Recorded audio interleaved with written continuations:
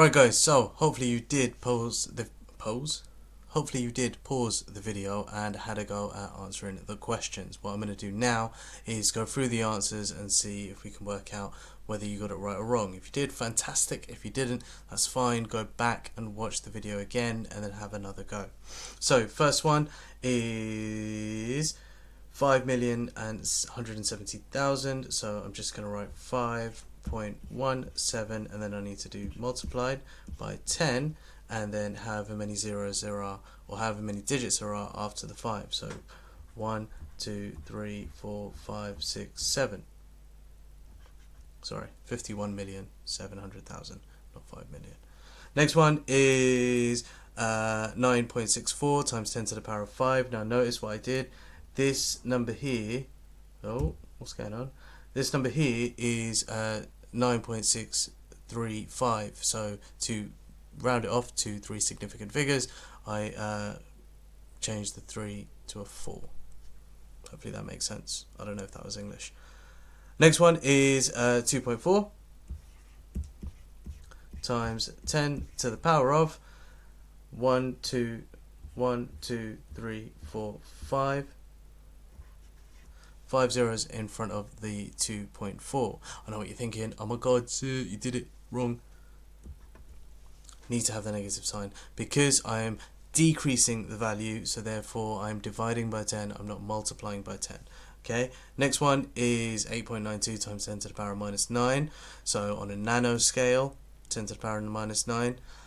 For the next one, what I need to do is multiply the two numbers together, and I can do that using a calculator. You are allowed a calculator in your science exam, and when I multiply, I get that number. Now that number itself is not in standard form, as you've rightly picked out, so therefore I need to multiply that, or rather I need to turn that into a number that is in standard form, which would be 1.20 or 1.21, sorry, times 10 to the power of 9. For the last one, again, same thing. I plug the numbers into my calculator, and when I get my answer, it's 3.47 times 10 to the power of minus 7. Now, sometimes what happens is when you divide that number and put it into your calculator, you get 3.47 e minus 7.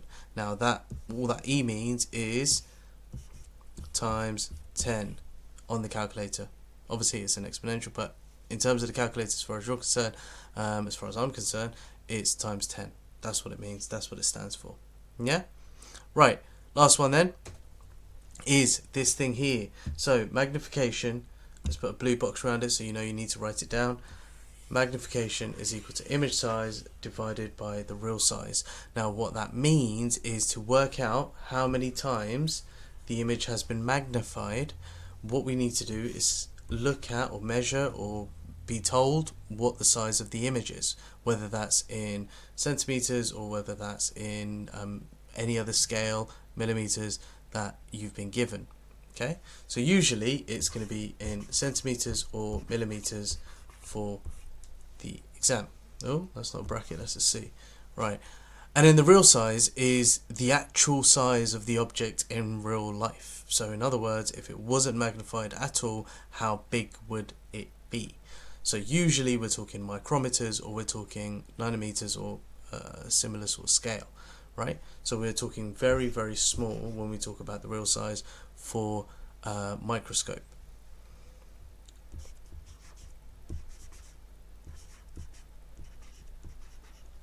Now, once you know the image size and you know the real size, you can work out the magnification. Conversely, if you know the magnification and you know the real size, you know the size of the image, or if you know the magnification and you know the image size, you can work out the real size as well. How do I do that? Well, you rearrange the formula. Now, some people may be really familiar and be really comfortable with rearranging a formula, but if you're not, that's absolutely fine. And if you prefer to use a triangle, as far as I'm concerned, that's absolutely fine. I know some people will be annoyed at me, particularly physicists. Yes, I am a physicist, but oh well. So what we've got is we're going to call magnification M, we're going to call the real size R, and we're going to call the image size I. So if you want to use a triangle, I goes at the top, M times R. And the way to use this is you cover up whatever it is that you're looking for, and then the other two numbers, you have to either multiply or divide. Okay, I'll give you some examples, so don't panic, but ultimately that's what it looks like. Yeah. So here's some practice questions. What we're going to do is I'm not going to kind of get you to pause right now, but what I will ask you to do is have a go at these questions yourself. Okay, have a go at these questions, and then once you've had a go at the questions, then go through the answers and see if it works. Or conversely, watch how they work and then go back in the video, freeze this screen, and then have a go yourself without looking at the answers. Okay, so boys and girls, one more time, what was the triangle again? Well, it was I on top, M times R. Right, so in this first question, it's saying if an eyepiece lens is times 5, remember they can only be times 5 or times 10. If an eyepiece lens, what's going on there? Let's get rid of that. I wanted a highlighter.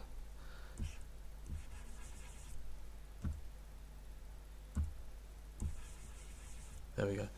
If an eyepiece lens is times 5 and the objective lens is times 50, what is the total magnification of the image? Well, what do? I've got an eyepiece lens of 5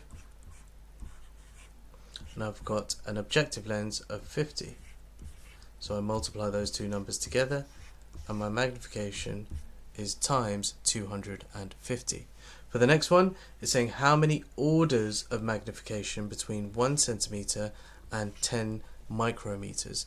Well, let's have a look at this. This is going to be 1 times, I'll change my pen color so it's easier to see, times 10 to the power of minus 2, and this 10 micrometers is 10 times 10 to the power of minus 6. Actually, hold up, it's 10 times 10 to the power of minus 6, so actually that's equal to 10 to the power of minus 5. Yeah, if I moved 1 across and I made 1 the first number, then, if that helps, but if I moved the 10 across, if I move the 1 in the 10 across, what I'm doing is I'm making this number smaller by 1. So 10 to the power of minus 5 and 10 to the power of minus 2, well, how many orders of magnification is it going to be? Well, I'm going from minus 2 to minus 5, so therefore it is 3 orders of magnification less than when you compare the two.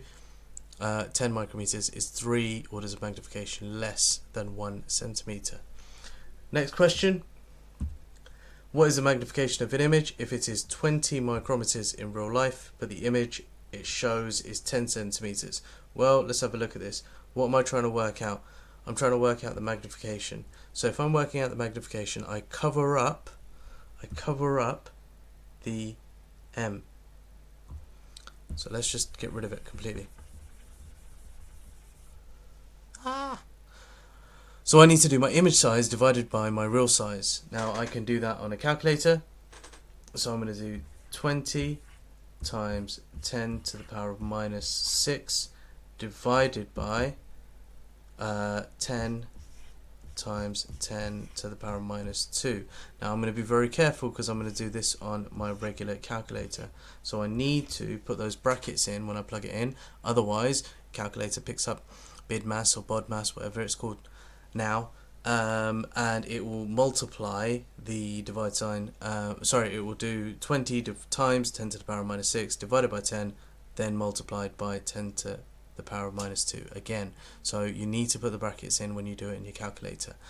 Finally, I'm not going to work out the answers, you need to work out the answers for that one. What is the image size of if a 40mm image is magnified 100 times? Well, let's get rid of my moment of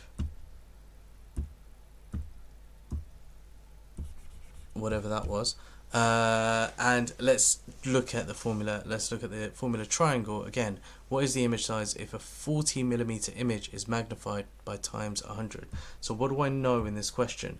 I know my magnification and I know my image size. So the thing I'm trying to work out, I know my real size. look at the question again. I know my real size and I know my image size. So what I'm trying to work out is my image size, this thing here. Well, what do? I cover it up. So it's going to be 40 millimeters multiplied by 100, which is going to equal, bearing in mind my magnification is 100, my real size is 40 millimeters, which is going to equal 4,000 millimeters, which actually is 4 meters. Now, if that conversion, if moving from millimeters to centimeters to micrometers to nanometers is something that you are not comfortable with, let me know in the comments and I will go through them in another video. Okay, I hope you found this video very, very useful. Take care, look after yourselves and be safe.